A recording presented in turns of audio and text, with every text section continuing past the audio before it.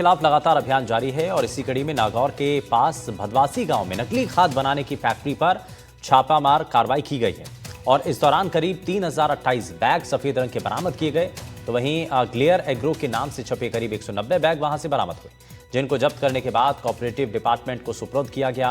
लाया गया, जहां पर उनके गोदाम में खाली किया गया। जांच के बाद सामने आया कि ग्लेयर एग्रो इंडस्ट्रीज काफी लंबे समय से बंद है और ताले लगे नजर आए हैं। ऐसे में सवाल ये कि ये बैग वहां से नागौर क्यों ले गए और क्या मंशा रही होगी, और इस पूरी मैन्युफैक्चरिंग कर बेचने के पीछे ये जांच का विषय है और इसकी अब आगे जांच की भी जा रही है। कट्टे पे हमने जो प्रोमोड़े पर एड्रेस देखा तो अलवर का आया, तो हमने जयपुर आयुक्तालय में उच्चाधिकारी को सूचित किया, डॉक्टर के मंगल को। तो उन्होंने कहा कि इस बैग का एड्रेस वगैरह भेजो, तो हमने एड्रेस वगैरह भेजा।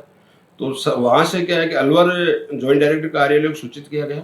और अलवर से कृषि विभाग की टीम ने जाके मौके पे देखा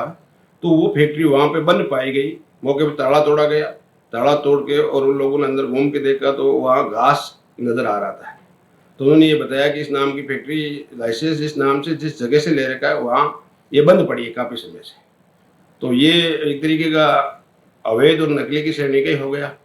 लेकिन है विस्तृत जांच का विषय है। नागौर के समीप स्थित भदवासी गांव में कल जो है देर रात के नकली खाद को लेकर के कार्रवाई की गई थी। वहीं अगर बात की जाए तो इस कार्रवाई के पूरे दौरान जो श्री बालाजी थाना और सदर थाना पुलिस वहां पर मौजूद थी, उस दरमियान वहां पर करीब 3000 जो बैग हैं नकली खाद के बरामद किए गए थे, जहाँ और वहीं कुछ 190 बैग ऐसे बरामद किए गए थे जो कि ग्लेयर एग्रो के नाम से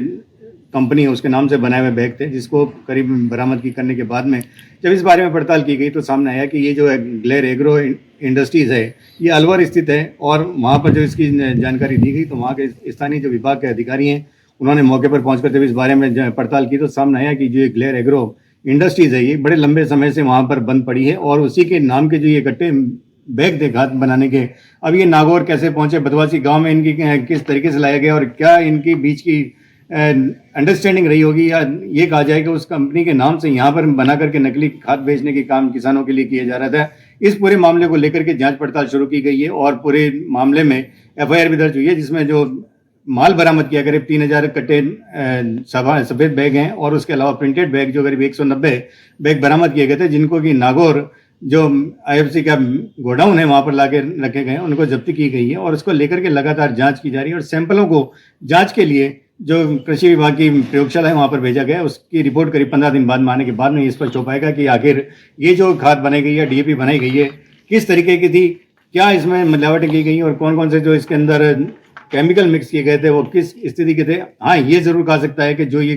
फैक्ट्री पे कार्रवाई की गई है उसके पास किसी भी ढंग के इस खाद को बनाने का निर्माण की जो लाइसेंस और जो परमिशन की जरूरत होती है उसके पास नहीं थी। इसके चलते ये कहा जा सकता है कि अवैध रूप से जो इस कार्रवाई को अंजाम दिया जा रहा था, मैन्युफैक्चरिंग की जा रही थी, उसको सीज कर दिया गया है, उसके प्रोडक्शन के ऊपर पूर्ण तरह से रोक लगा दी गई है। मैं लोकेश श्रीवास्तव, एनडीटीवी न्यूज़ नागौर के।